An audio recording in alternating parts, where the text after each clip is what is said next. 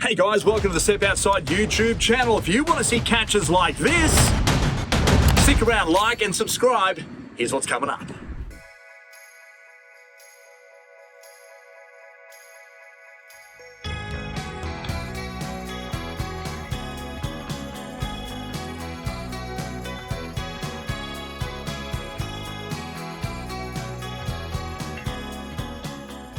G'day team, you might have remembered a little while ago we're out here fishing with Drew and Gordy on the inshore reefs. We had such a great time, we had to come back. It's a little bit of a change of scenery in the sense of seasons, getting a little bit cooler now. But I tell you what, the fishing is red hot. A total difference there. Gordy, mate, welcome aboard again, champion. How you going, mate? Good to see you, mate. Good to see you got the cushion on there. Yeah, mate, they save you. They certainly Save the bruises. The nether region. And mate, it's good to have you. I mean, when you're wearing a cushion, clearly you know you're into something that's going to be a little bit of a terror as well. Yeah, the fish in these reefs, you never really know what you're going to get. Like, in the last time we were here, Drew got that big cod. Yes. Sometimes we get, nice big grassy sweet lip here or even a snapper. And speaking of, well, that's a baby pinky. It's a baby one. It's not too bad. You can buy those in a seafood shop for about 20 bucks each. But not for us today. Mate, it just goes to show that these local reefs are really starting to fire up. And that's testament to say that we are getting into these cooler months when you start catching fish like this. And mate, it really is a good fishery. Using the right sounder, now you're from Garmin, Australia, mate, tell me about how important is it to have the good quality gear on your boat when you get out here? You spend all the money on your boat, your gear, your time, you've got the day off work. You want to come out here, you want to get it right, don't you? Yeah, it's about maximising your time on the water. Yep. There's no point fishing where these things aren't, and they're not everywhere. Yeah. So, the sounder is your eyes under the water. Yeah. So having really good quality sounder gear is paramount. And of course, when you go from deep to shallow, you can alternate it too, can't you? Go into obviously your hertz or to your chirp, and chirp is a much more, I guess, beneficial mode of showing your fish up on your reef, is that right? Yeah, so chirp just gives you better target separation, better clarity.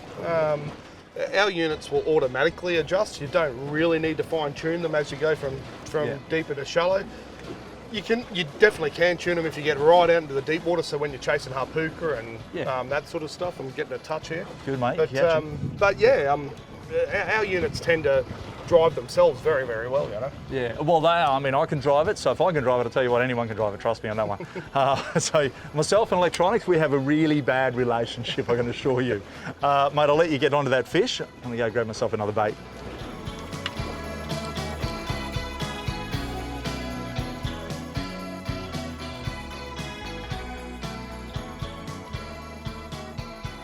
So the rig we're using here is just a float line rig. So I'm just going to show you the knot that I like to use here is just a plain old simple Uni Knot.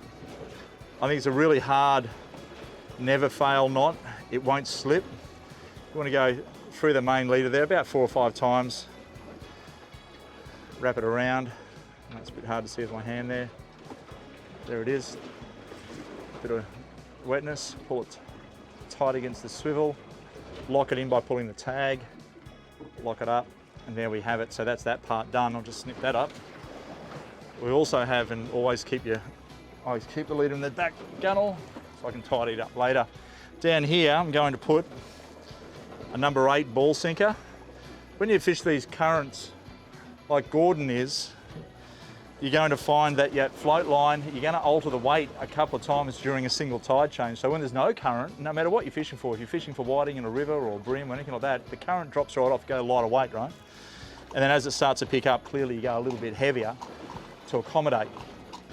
Now in here, I've got myself my gang hooks, and I'm also going to run just a tiny little glow bead, and that's just going to cushion it where the sinker goes down onto that swivel. So the glow bead goes on. All this stuff's available at your local anaconda store, of course. And I just do another Uni Knot.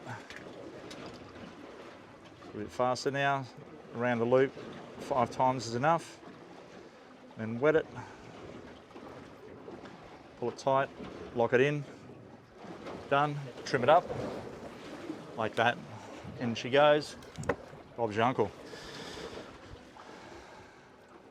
The hooks I'm running here are a 4200D, so it's a mustard, and I've used the multi-purpose pliers, which are these.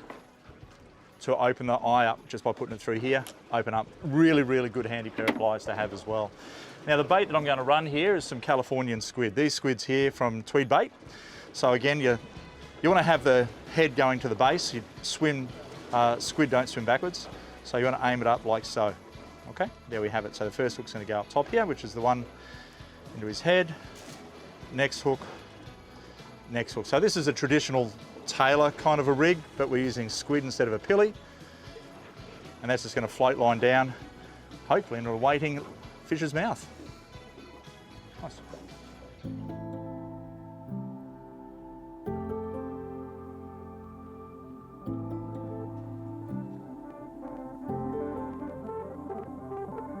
At it for a while, and nothing ever gives. Thinking you missed a turn back a ways. Feels like a mile just to move an inch, and you wonder what it's gonna take. And you wonder if it's all a waste. Oh, if you could only see. So when you're out on the ocean, you're generally all looking down either at the sand or on the water and fishing, but always keep an eye out for these things, because I'll tell you what, they are silent and they are so fast and they'll easily creep up on you. And at times, they'll even blast their air horn. And of course, that not only scares you, but it'll also scare the fish away for a little bit. But yeah, they come up pretty quick and they're bloody big. Look at the size of that thing. Sitting in the dark, waiting on the stars, thinking through all the places you've been. Isn't what it seems, chasing down a dream. It's the same thing again and again. But you know there's a light at the end.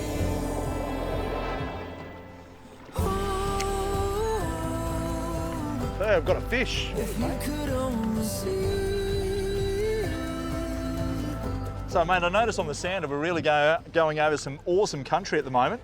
Yes, we are. Mate, what is it that they love about this sort of area? What are we looking at? Pinnacles, rubble, gravel, life? What is it? It's mainly just rubble and little ledges. Yeah. Yeah. Wow, look at that one. Yeah, it's a good fish. That's a good fish. Here, this is worthy of the net. There you go. This is oh, Nice, look grassy. at that. What a horse. There you go. Holy snapper. Or No, holy that's grassy. a grassy. Oh, no, it's a grassy.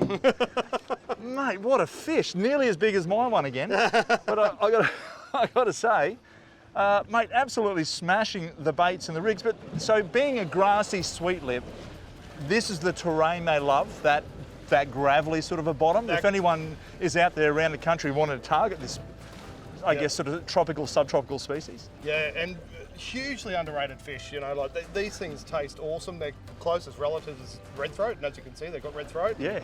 Pretty eyes though, real electric blue. Yep, electric blue, and even beautiful colours on its flanks. But they're everywhere through rubbly country, and you can get them, you know, up and down the coastline. Yeah, wow, okay. And your sounder can pick up that rubble, mate. And this, do you need to zoom in because its rubble is, to me, is shallow on the bottom. It's not steep pinnacles. So we sort of zoom in on that bottom sort of 7 metres, and actually I can see over your shoulder. We've just come into some really nice country there now, and oh wow. Yeah, there's good shows of fish. So these fish sit sort of hard on the bottom, in amongst that rubble, and right, okay. Yeah, we can actually see these before we start fishing. Yeah, wow, okay, and that's what you want to target. Work your drift out, understand what the current, the wind's going to do. There's a great tip for you as well: is put your plotter up, zoom it right into about 20 or 30 metres, and that way do a whoa! Oh, Still plenty of life in it. Absolutely, zoom in to about 20 or 30 metres, and while you're setting up your gear and your rigs and your bait, is just do that drift. Then you'll have that track pattern or track mark on your plotter. Yep. Go back up, and you'll know which way you're going to drift back over it. Absolutely, yeah. Yep, and that's, yeah, like you say, that'll put you on the fish and hold you in the area, but it's just got rods and stuff going everywhere here, but yeah, there you go.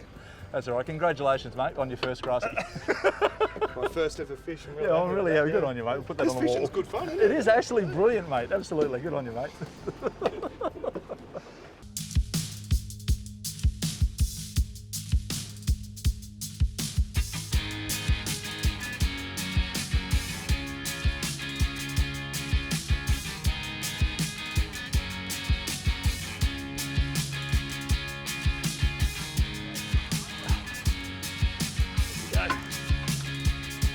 Nice grassy. Nice little grassy.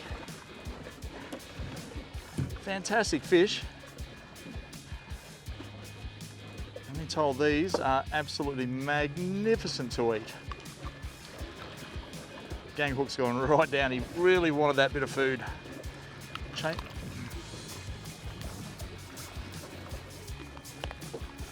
you, mate. Nothing too big. They've got to be 30 centimetres. Just put him on our measuring stick, and he is a comfortable 35. So for me, 35, and I'll just bleeding. All I do here with my bleeding is when I grab a fish like that, I instantly put my thumb through. So he's already bleeding, as you can see, but I just want to break his neck. So I just basically do that. He's bled, he's dead, and then he goes. Another bait in the water. Drew's got a proper one on.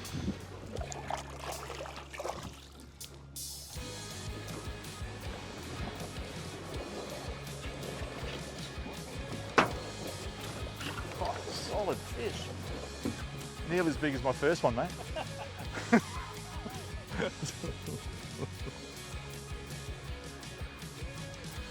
Well, that's the mama version of my little one I just caught, I'd have to say, mate. But a beautiful looking fish.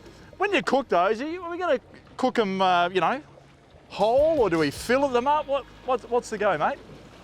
Oh, mate, I've got two beautiful young girls, so I'm pretty relentless with. So make sure they're not getting bones and things like that. So I generally fillet my fish and crumb them, for them. So no point putting them off fish from a young age with getting a bone in their food. And that's exactly right. So fillet them up, crumb, breadcrumb, batter, grill. Yeah, I'm a breadcrumb guy. Yeah, I'm with you. I'm with you.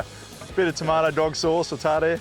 Yeah, another beautiful. They're beautiful colours. Yeah, beautiful red throat. Careful, he mightn't bite you. Nice.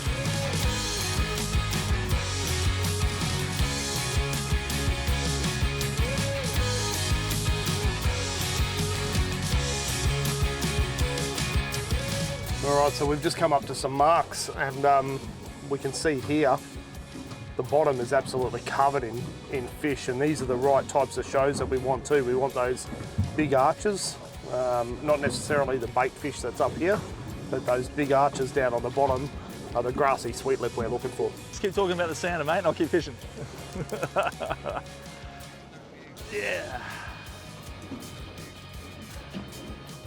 Another nice little grassy. And I'll tell you what, Gordy's got bang on the money, talking about what we're looking on the bottom there, what sort of fish are going to be hanging around that structure.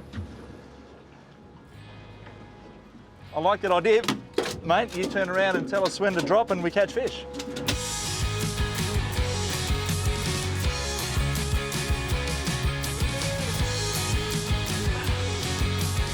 There we go. So,